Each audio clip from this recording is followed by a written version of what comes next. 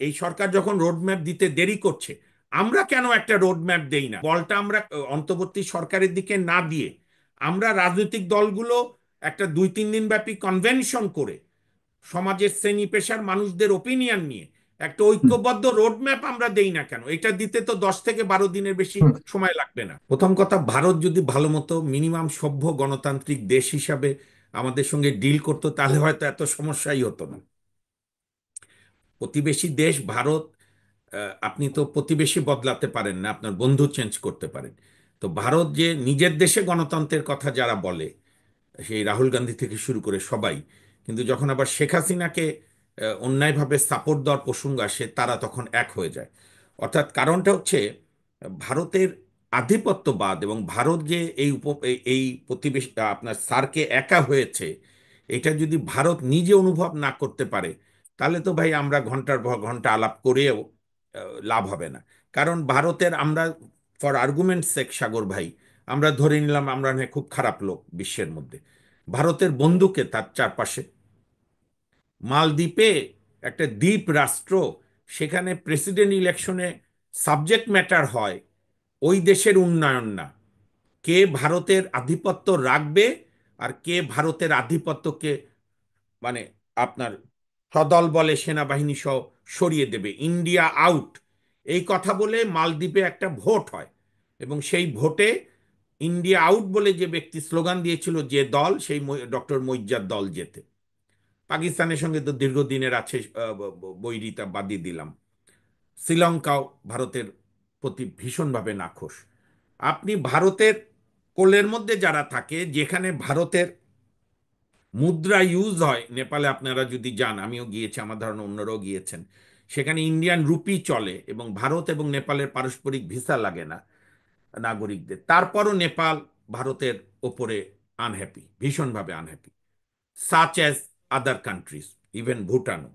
সুতরাং আপনি যেটা অনেক বড় প্রশ্ন করেছেন যে ভারত কি করবে বা কি করা উচিত, তো যদি মিনিমাম গণতন্ত্রের প্রতি সম্মান থাকা উচিত, তাহলে তো ভারতের এই সরকারকে আহ, সর্বাত্মক সহযোগিতা করা, আমাদের সরকারকে ডিপ্লোম্যাটিক রুল, মানে ডিপ্লোম্যাটিক বিউটি অনুযায়ী, সৌন্দর্য অনুযায়ী।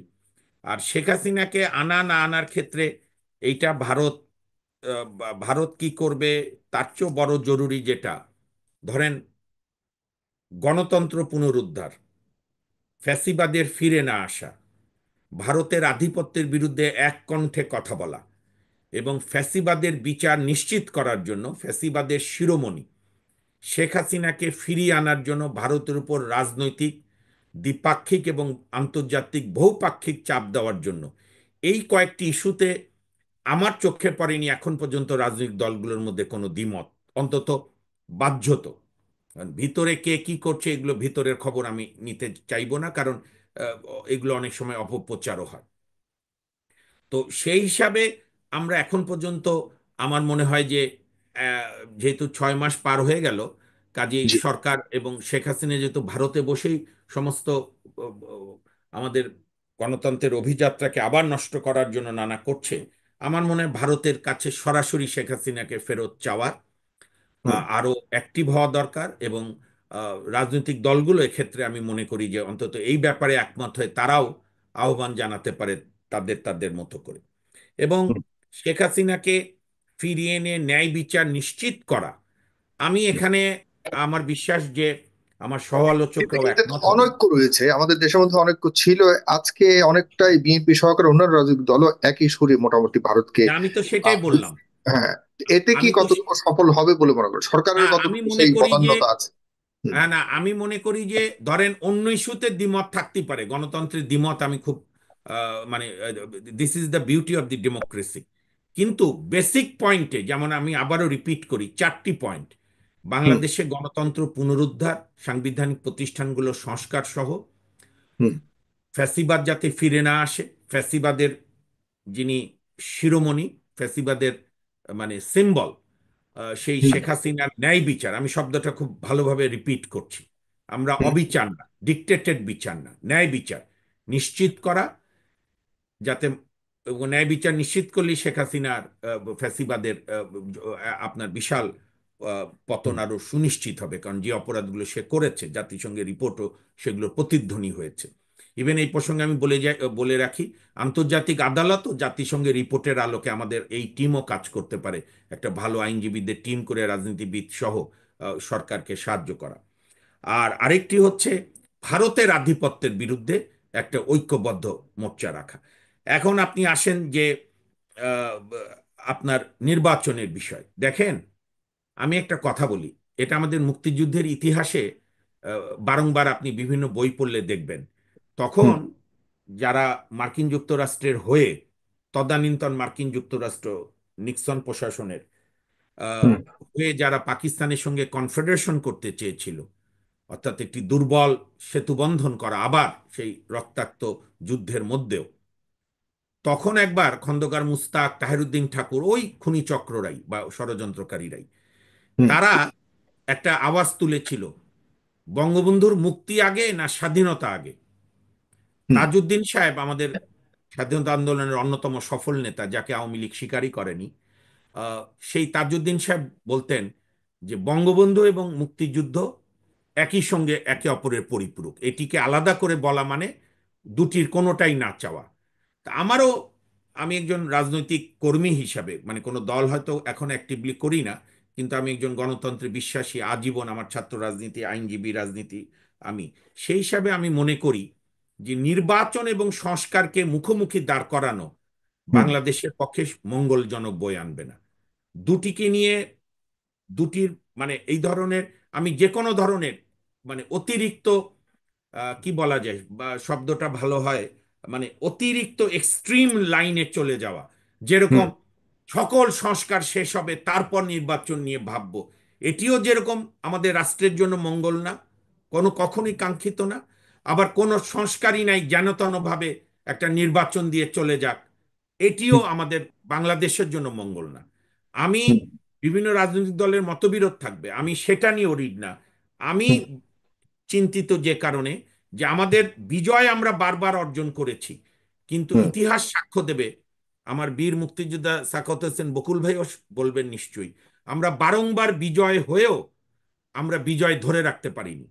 ধরেন আমাদের মহান মুক্তিযুদ্ধের পরে সবারই একটা ধারণা ছিল যে সবাইকে নিয়ে একটা জাতীয় সরকার হবে, অন্তত এক বছর রাষ্ট্রের বিভিন্ন প্রতিষ্ঠানগুলো মেরামত করে একটা সুষ্ঠু অবাধ, যে বাঙালির আজন্ম যে লালন করার স্বপ্ন, যে একটি হুম গণতান্ত্রিক বাংলাদেশ, সবার অধিকার থাকবে, তা তো হলো না, বাকশাল হলো, তারপরে পরিণতি আমরা ঠিক। জানি। আমরা 90-এর গণভ্যুত্থানে 3 মাসের কথা হলেও, তখন বকুল ভাই ও তরুণ নেতা, বিএনপি তরুণ মানে বড় নেতা, 3 জোটের রূপরেখা ছিল। আমি ওই ব্যবচ্ছেদ বা পোস্টমর্টেম করব না কে কতটুকু দায়ী, কিন্তু ফ্যাক্ট রিমেইন্স যে 3 জোটের রূপরেখাও আমরা মিনিমাম 25%ও বাস্তবায়ন করতে পারিনি। কিংবা হুম ধরেন আমি তখন একজন বিশ্ববিদ্যালয়ের অনার্সে পড়ুয়া টকবকে তরুণ, এখনো নিজেকে টকবকে তরুণী মনে করি। হুম তো সেইখানে আমাদের সর্বদলীয় ছাত্রকে 10 দফা ছিল, যার নেতা হুম ছিলেন আমানুল্লাহ আমান, হুম হাবিবুর রহমান হাবিব, মোস্তাফিজুর বাবুল, জহিরুদ্দিন স্বপন, নাজমুল হক প্রধান, শফি আহমেদ, অন্যান্য আরো সংগঠনের নেতারা, সব ছাত্র সংগঠন গণতন্ত্রে বিশ্বাসী। তো সেই ছাত্র ঐক্যের 10 দফা যদি আপনি পড়েন, তার যদি 4 দফা পালন হতো, তাহলে 54 বছরে বাংলাদেশ আজকে এই করুণ অবস্থায় দাঁড়াতো না। কারণ এটি তো জি আর এই ব্যাপার।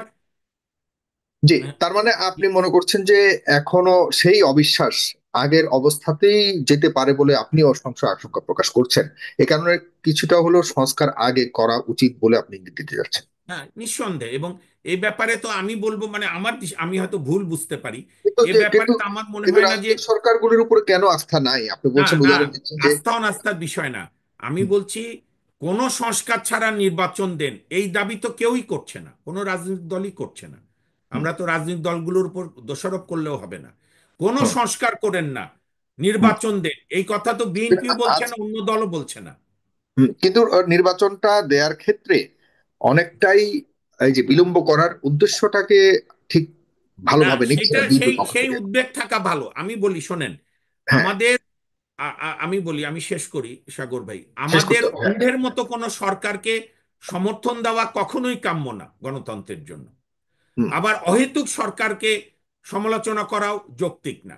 আমাদের যেটা আজকে, আমি যেটা গত বিভিন্ন আপনার টকশোগুলো তো আমি বারবার বলেছি, আমি তো আজকে সাখাওয়াত হোসেন বকুল ভাইয়ের মাধ্যমে আমি অনুরোধ জানাবো বাংলাদেশের অন্যতম বৃহৎ জনপ্রিয় রাজনৈতিক দল, যাদের দীর্ঘ লড়াই সংগ্রামের ঐতিহ্য এবং হুম, তার যে জোট মিত্ররা আছে, অন্যান্যরা আছে, প্রয়োজনে আমাদের আমরা যারা সাধারণ আইনজীবী আমাদের সঙ্গেও আপনারা বসতে পারেন, অতীতেও বসেছেন, আমরাও একে অপরের মিছিলে আছি। আমরা বরং একটা, এই সরকার যখন রোডম্যাপ দিতে দেরি করছে, আমরা কেন একটা রোডম্যাপ দেই না? আমি জাস্ট উদাহরণ অর্থে বলছি, কেউ এটাকে চূড়ান্ত নিয়েন না, যে এই সংস্কারগুলো নির্বাচনের জন্য খুব জরুরি, সুষ্ঠু নির্বাচনের জন্য, একটি মানুষের মৌলিক অধিকারের প্রতিষ্ঠার জন্য, যাতে ভবিষ্যৎ নির্বাচিত সরকার ফাঁকফোকর না পায়, এবং হুম, হুম, এই সময়ের পরে নির্বাচন, জাতীয় সংসদ নির্বাচন হোক, নির্বাচনগুলো অনুষ্ঠিত হবে।